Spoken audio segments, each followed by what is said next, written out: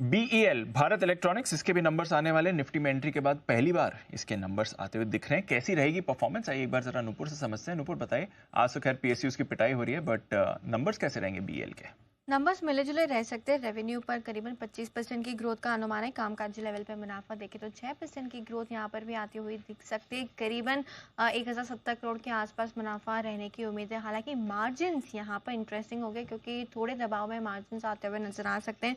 25% के margins company ने पिछले साल इसी क्वार्टर में किए थे। इस बार करीबन 21.5% के मार्जिन्स की उम्मीद है, तो मार्जिन्स में हल्का दबाव रहता हुआ नजर आ सकता है। मुनाफे में 6% की ग्रोथ का अनुमान है। एयर डिफेंस सिस्टम की सप्लाई कंपनी ने की है, जिसकी वजह से इस क्वार्टर में अच्छे रेवेन्यू की उम्मीद लेकर चल रहे हैं। FY25 में अब तक करीबन 7100 करोड़ के ऑर्डर्स कंपनी को मिल चुके हैं। जो गाइडेंस है कंपनी का ऑर्डर को लेकर, उसमें से 30% ऑर्डर्स जो है वो अब तक मिल चुके हैं कंपनी को।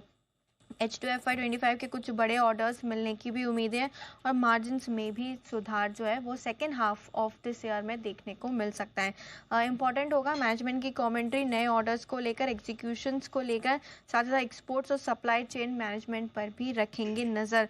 Q2 FY25 में कंपनी ने 100 कंट्रोल सेंटर्स जो है वहाँ पर भी डिलीवर करते हुए दिखे थे, तो मैनेजमेंट की कमेंट्री भी काफ़ी इंपॉर्टेंट रहेगी। हालांकि मिला जुला क्वार्टर रहेगा, स्ट्रॉन्ग रेवेन्यू ग्रोथ की उम्मीद है, मार्जिन्स हल्के दबाव में रहेंगे। ऑलराइट, मार्जिन्स पर प्रेशर डेफिनेटली आपको दिखने वाला है। बीईएल भारत इलेक्ट्रॉनिक्स, देखते हैं इसकी परफॉर्मेंस कैसी रहेगी। एक चार्ट चेक करा लेते हैं कुणाल जी से इस काउंटर पर। कुणाल जी जरा देखें बीईएल और बताएं इस पर इंपॉर्टेंट लेवल्स क्या दिखते हैं सर आपको?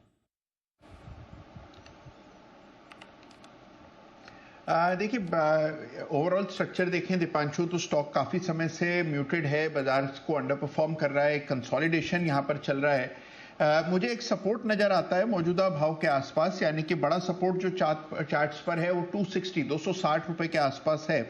तो मुझे लगता है कि ये लेवल्स अगर टूट जाते हैं तो इसमें फिर आपको एक बड़ी बिकवाली देखने को मिलेगी, जिसमें मुमकिन है कि 240 के लेवल्स भी आते हुए दिखें।